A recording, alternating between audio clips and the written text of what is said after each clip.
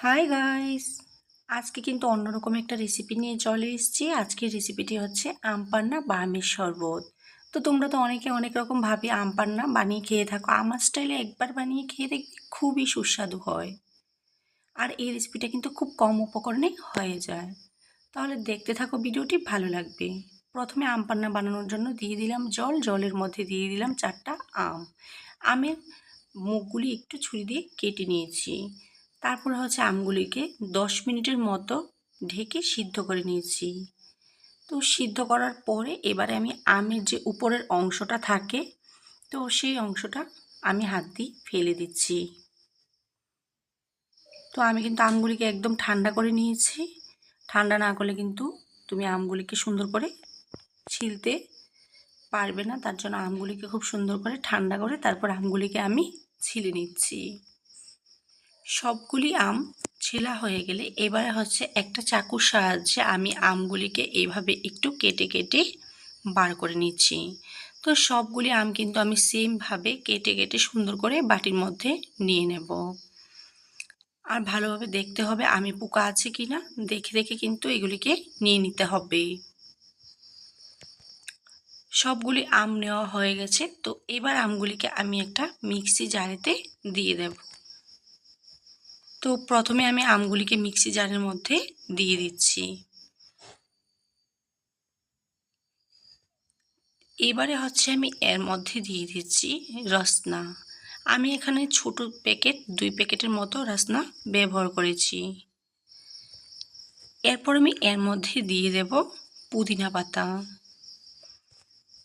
আমি এখানে বেশ কয়েকটা পুদিনা পাতা দিয়েছি আর দিয়ে দিচ্ছি হাফ চামচের মতো বিট লবণ।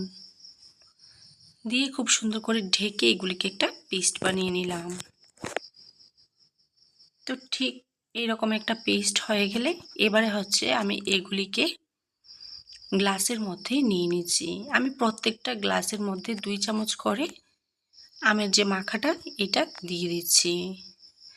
তো সবগুলি গ্লাসে আমি সেমভাবে আমের মাখাটা 2 চামচের মতো করে নিয়ে নেব।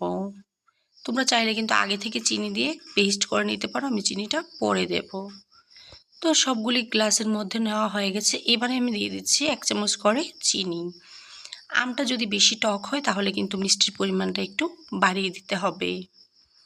তো সবগুলো গ্লাসের মধ্যে চিনি দিয়ে দিলাম। এবারে আমি এর মধ্যে দিয়ে দিচ্ছি বিট লবণ। সবগুলি গ্লাসের মধ্যে আমি দিয়ে দিচ্ছি। তারপর আমি এর মধ্যে দিয়ে দিচ্ছি জল।